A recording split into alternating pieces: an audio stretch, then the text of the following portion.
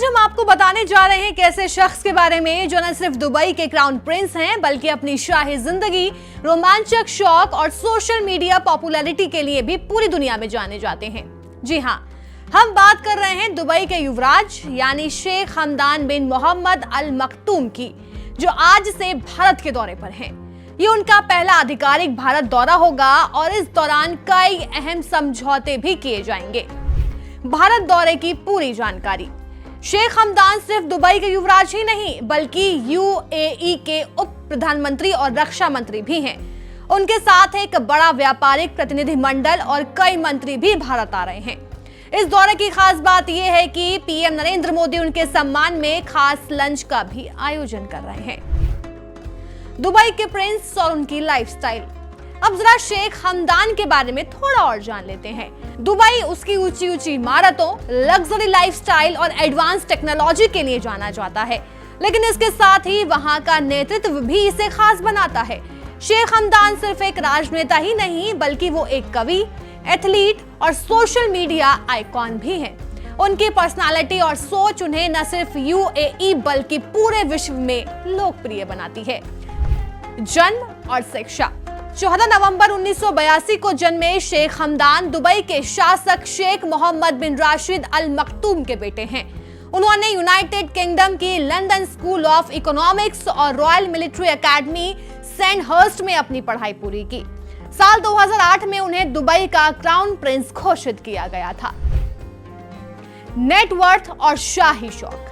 अब अगर उनकी नेटवर्थ की बात करें तो मीडिया रिपोर्ट्स के मुताबिक उनकी संपत्ति $400 मिलियन यानी कि करीब 33,500 करोड़ रुपए से भी ज्यादा है। शेख हमदान को लग्जरी गाड़ियों का बेहद शौक है। उनकी गोल्डन मर्सिडीज कार दुनिया भर में मशहूर है।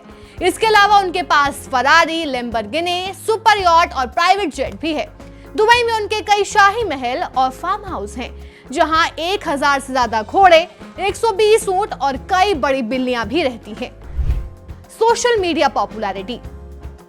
अगर सोशल मीडिया की बात करें तो शेख हमदान किसी बड़े सेलिब्रिटी से कम नहीं।